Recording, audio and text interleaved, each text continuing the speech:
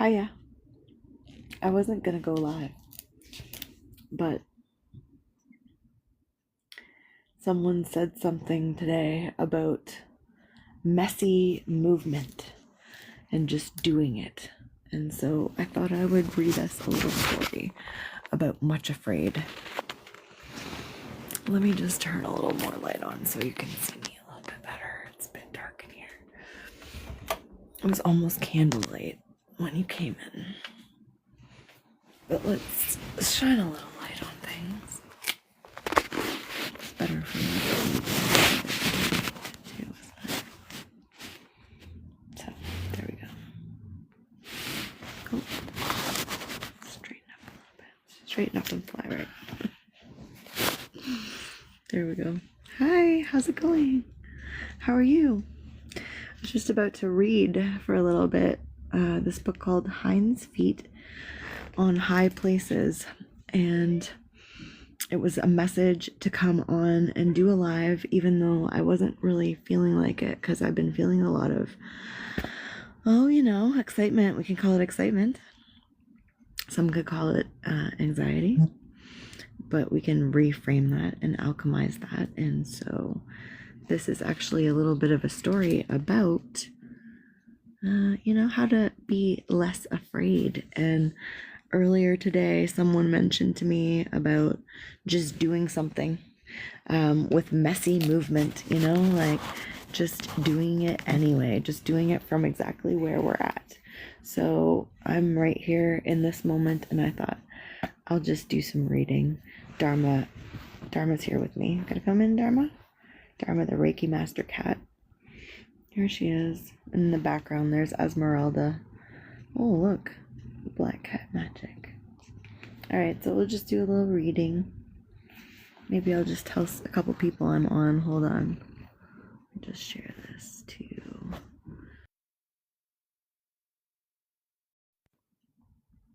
That should work. I think that worked.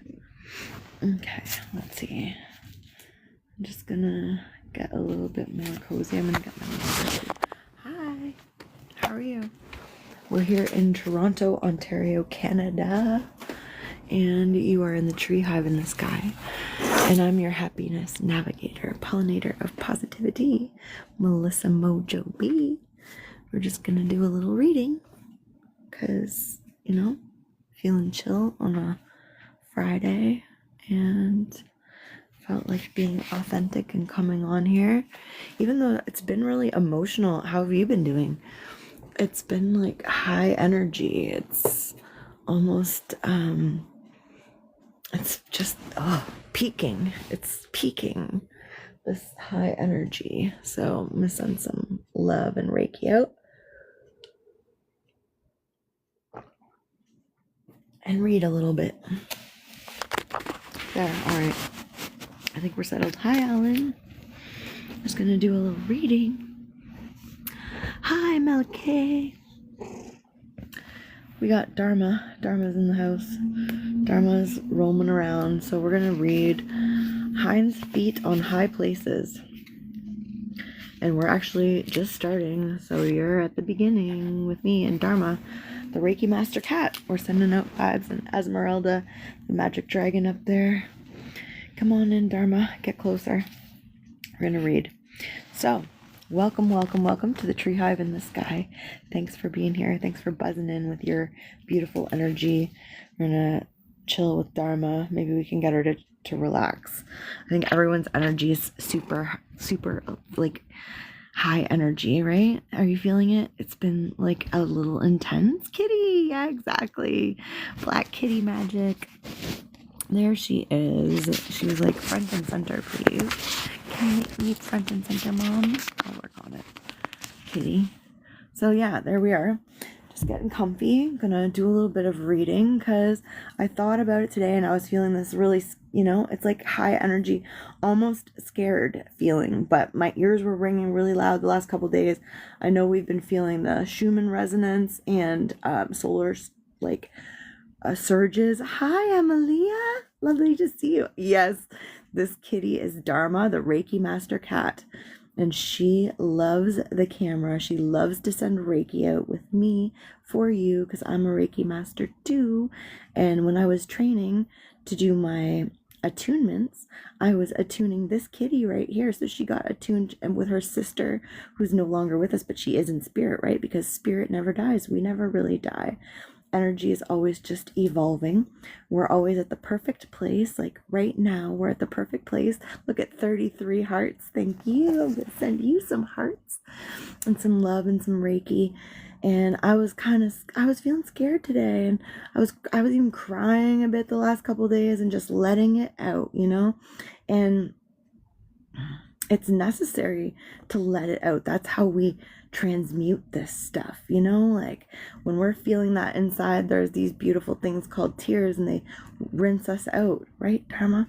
And our cats and nature and those we love, you know, appreciate us being for real and letting it out. So today I had to let it out a little bit, a couple times. I'm going to Scotland for 28 days and I'm leaving on Monday, and I'm so excited, but I'm also a little scared, I'm not gonna lie. And so I am preparing, I'm packing bags. You don't want to forget anything, but it's also like, what can go wrong? It's just an adventure. So I was watching Brave with my mom earlier, the animated cartoon, and I was having all the feels, and I'm just so grateful, and I'm so overwhelmed, and I'm so touched by everything. And I think, like I said, it's been high energy with the full moon in Aries, which is brand new beginnings. And then we also had, we were just coming through eclipse season, so that's a lot of losing things and those fears coming up and learning how to transmute, right? So we talk about cosmic rainbow energy, aka Reiki, and we're all made of that, and everything's made of that. And the reason why I like to think of it as cosmic rainbow energy is because think about the nebulas in the sky, and they're just like all those rainbow colors. The other day I saw this close-up of a star, and it had all these designs, and it was just changing rainbow colors. It was phenomenal, like a kaleidoscope, like the most beautiful kaleidoscope you've ever seen. And life is like that, and we're like that. We're like bubbles, and you know how bubbles change that rainbow all the time. So we think about the chakra system and the rainbow that we are made of, but also it's not like they're pooled up, it's like they're changing rainbow, just like that bubble is changing, and we are bubbles. We're drops in the ocean of that great energy, and we don't have to be afraid, but we've learned to be afraid. And even I'm unlearning all the time, right? And learning new things and finding evidence of our safety and our power. Really, we're all wizards, and we all create our own destiny. And so create, think about that word, cosmic rainbow energy. That would be the first 3 letters. Now, what would be the last 3 letters is what I asked when the world said 1.1. Yes, look at your likes. I love you. I feel that. Thank you so much. Mwah. Yeah, so I said, what would happen if we said cosmic create came to my mind as cosmic rainbow energy? And I said, what do the last 3 letters stand for? And it said activate, transmute, evolve. So we can think of it like we're actually, you know, wizards. You could think of it as a spell, or you could think of it as a superhero. You could say cosmic rainbow energy, activate, transmute, evolve. You still got all your kitties. Oh, we lost Divine Kitty a year and a half ago or so, this one's sister, but she's really here with us all the time. And that's that thing about that beautiful cosmic rainbow energy. It activates us. So that's the feelings. The activation is the feelings. And we might feel good or bad, or sometimes we can feel good and bad. Like, I'm going to Scotland. I'm so excited, but I'm also kind of scared, and I have to leave Dharma for 28 days. That's really hard. So there's hard things that go with the good things, and that is the, you know, this activation. So we get activated, and then we might feel anxiety, or we might feel excitement. We can look at that and think, is that excitement or is that fear? And then we can actually change it from fear to excitement, because we focus. You see, it's not hocus pocus, it's focus on what we want. And what we want is to feel excited. We don't want to feel afraid, right? So we can remind ourselves those are very similar feelings. Excitement and scared. And so we can look at them and just transmute that by looking at it kind of differently and being excited and thankful and grateful, and also accept that we might have some scared feelings, and that's okay too. And that once we accept them and we love them, that's another way to alchemize them, and then we evolve. You see, it's just a natural progression. 3 new kitties. What are their names and what colors are they? I'll start reading.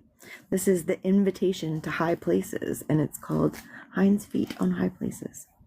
This is the story of how Much Afraid escaped from her fearing relatives and went with the shepherd to the high places, where perfect love casteth out fear. Sounds pretty good, huh? For several years, Much Afraid had been in the service of the chief shepherd, whose great flocks were pastured down in the valley of humiliation. She lived with her friends and fellow workers, Mercy and Peace, in a tranquil little white cottage in the village of Much Trembling. She loved her work and desired intensely to please the chief shepherd, but happy as she was in most ways, she was conscious of several things which hindered her in her work and caused her much secret distress and shame. In the first place, she was a cripple, with feet so crooked that they often caused her to limp and stumble as she went about her work. She had also the very unsightly blemish of a crooked mouth, which greatly disfigured both expression and speech, and was sadly conscious that these ugly blemishes must be a cause of astonishment and offense to many who knew that she was in the service of the great shepherd. Oh, look, let's read about the kitties. Miley's yellow and gold, Big Paw, Luna, black and brown and gray, Cleo, calico, big paws as well. You gotta love kitties with big paws, all the better to massage you with. Hello to Colleen. Just doing a little reading of Hinds Feet on High Places before it turns to midnight and I'll turn into a pumpkin, because we're getting ready to go to Scotland, but we were talking about fear, and so we thought, why not listen a little bit about Much Afraid. Hi, Russell.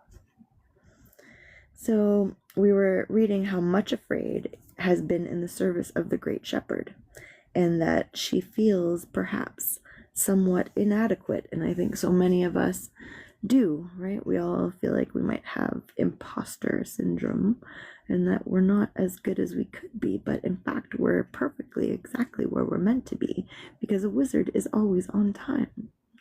You learned electric guitar and acoustic and clarinet, Emilia. That's fantastic. You know, music is Reiki, really. It is that cosmic rainbow energy made into music, and you can feel it when you play music. You get all tingly and warm, and that's the same feeling you get when you're doing Reiki and sending out sparkles for the world. And it is sending out sparkles for the world.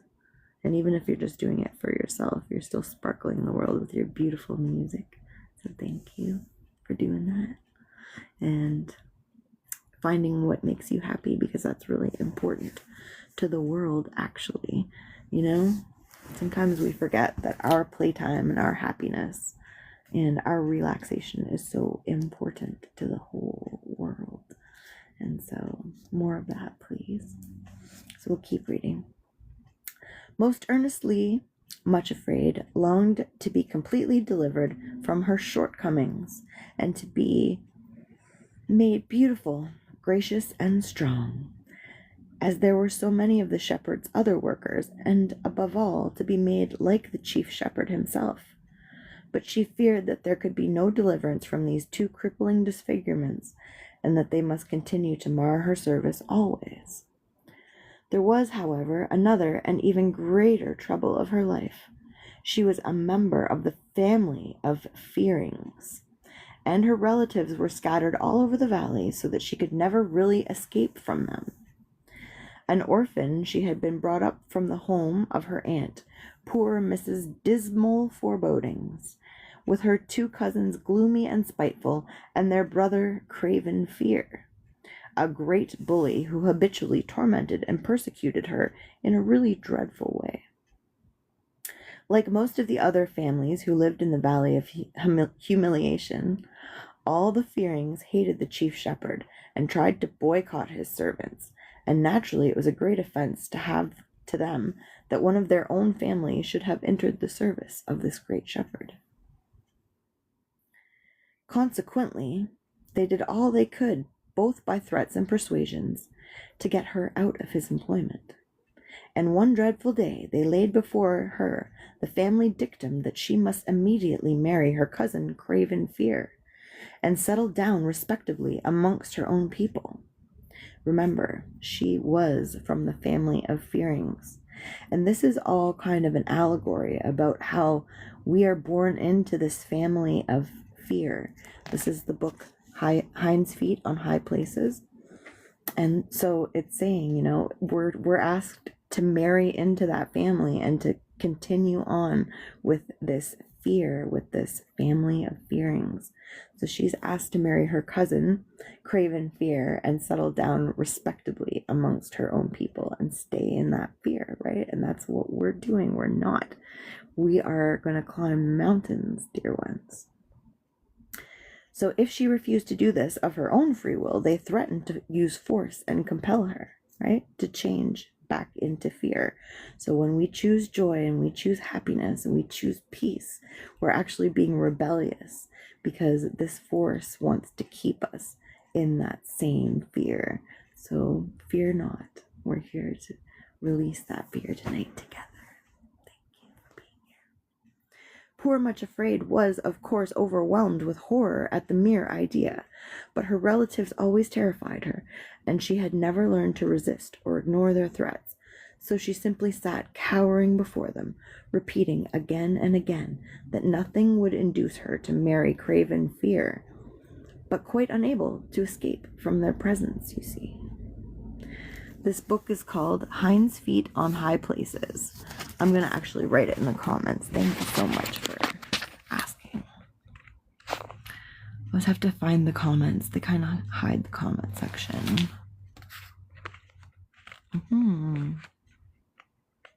Let's do this.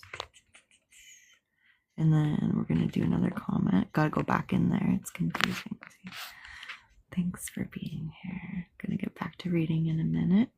And the book is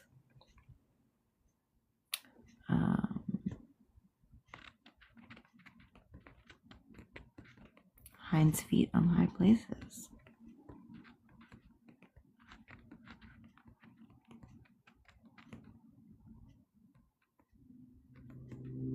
There we go. Thanks for asking.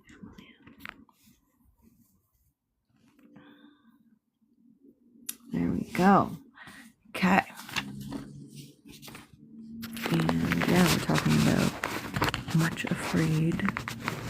Our little, you know, they haven't told us who Much Afraid is or what Much Afraid is. What do you think Much Afraid is? Do you think it's a person? Do you think it's an animal? So it says that they're in service. They're working with the great shepherd. So let's find out some more. Much afraid, being overwhelmed with her family, who would like her to stay in that family and marry the fear. A wolf. What a good guess. What a good guess. Let's find out. We'll read some more. Thank you so much for your love. I feel it. And I'm grateful to be here with you in this moment. I wasn't going to come live, and it means a lot to be able to share it. And just, you know, yeah, just sharing this moment together. I love you. The unhappy interview, therefore, with her family, Much Afraid's family, lasted a long time, and when finally they did leave her for a little, it was already early evening. With a surge of relief, Much afraid, remembered that the chief shepherd would then be leading his flocks to their accustomed watering place beside a lovely cascade and pool on the outskirts of the village. To this place she was in the habit of going very, very early every morning to meet him, and to learn his wishes and commands for the day, and again in the evenings to give her report on the day's work. It was now time to meet him there beside this pool, and she felt sure he would help her and not permit her relatives to kidnap her and force her to leave his service for the dreadful slavery of marriage with craven fear. Wow, it's such a deep book. So in this little paragraph, I get these intuitive messages by reading it, and it's talking about this in a more metaphorical sense. It's saying that, with all this pressure from the family, from the system that we're born into, to stay married to craven fear, or to marry craven fear, that Much Afraid would go to meet the shepherd, right? And at that place, she would go very early in the morning. So that's like when we rise in the morning to be grateful and to give thanks and to spend a moment with spirit, right? And to reflect, because it says on the pool on the outskirts of the village. So it's like to get away from all those thoughts in the early morning, when we first wake, when we first rise up in the world, and we learn his wishes and commands for the day. So we think about what we can do to be in service to others, but also to ourselves, which means how can we be more happy and joyful, because that's also how we give back to the world. And so, like what Emily was talking about, oh, I'd love to see you back. Thank you so much. And about learning music and musical instruments and exploring art and books and things that might make us happy. So, and then it also says at the end of the day to give a report on the day's work. And that can be a little magical report that we put in our journal, or again, that moment to be grateful at the end of the day and look at our divine day and create divinity by calling it that, right? By saying every divine day instead of every damn day. So she's saying she was still shaking with fear, and without pausing to wash the tears from her face. And there's a little intuitive message that reminds me of this woman I knew who was very wise, and she knew a lot about Asian culture. She told me when we cry to make sure to wash our face, because otherwise we'll keep crying. And so, like I said earlier, I had a little cry, and I made sure to go wash my face before I came in here, and wash my hands and just rinse that off, right? And let that go. And there's something pure behind letting that feeling go and then coming in fresh. So that's what we're doing here as we just have a little read and talk about shaking off fear. So Much Afraid washed those fears from her face and the tears from her face, and she shut the door of the cottage and started off for the cascade and the pool. The quiet evening light was filling the Valley of Humiliation with a golden glow as she left the village and started to cross the fields. Beyond the river, the mountains, which bounded the eastern side of the valley, like towering ramparts, were already tinged with pink, and their deep gorges were filled with lovely and mysterious shadows. Through the quiet and peace of this tranquil evening, poor, terrified, Much Afraid came to the pool where the shepherd was waiting for her and told him of her dreadful plight. "What shall I do?" she cried as she ended the recital. "How can I escape? They can't really force me to marry my cousin Craven, can they?" "Oh," cried she, overwhelmed again at the very thought of such a prospect. "It is dreadful enough to be me, Much Afraid, but to think of having to be Mrs. Craven Fear for the rest of my life, and never able to escape from the torment of it, is more than I can bear." "Don't be afraid," said the shepherd gently. "You are in my service, and if you trust me, they will not be able to force you against your will into any family alliance.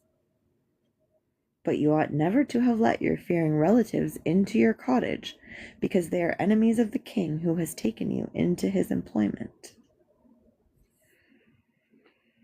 So in that little bit, I feel there's a message there about, she's afraid. She doesn't want to be much afraid, which she already is, and she certainly doesn't want to marry into the family of craven fear. But he's saying, don't let those relatives into your cottage then. Don't let those thoughts into your mind. And because they are enemies of the king who has taken you into his employment. In other words, by taking those fears in, that's negative faith. So, hi, Junior Acoustic. It's really nice to have you in the hive for the moment. Yeah, we're reading Hinds Feet on High Places. It's really an allegory book about our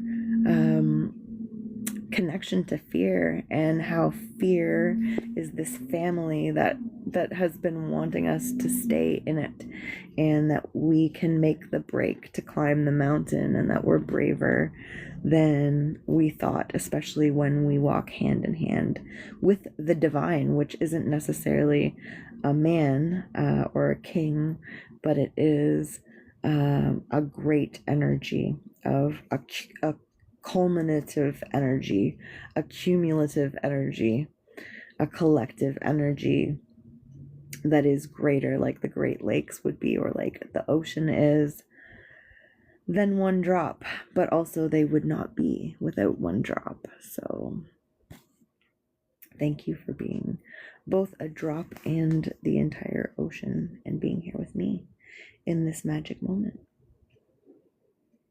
So, yes, he said, don't bring those fearing relatives into your cottage, because they are enemies of the king who has taken you into his employment.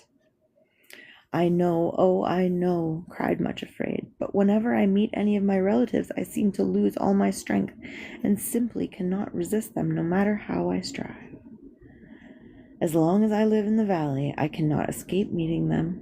They are everywhere, and now that they are determined to get me into their power again, I shall never dare venture outside my cottage alone for fear of being kidnapped.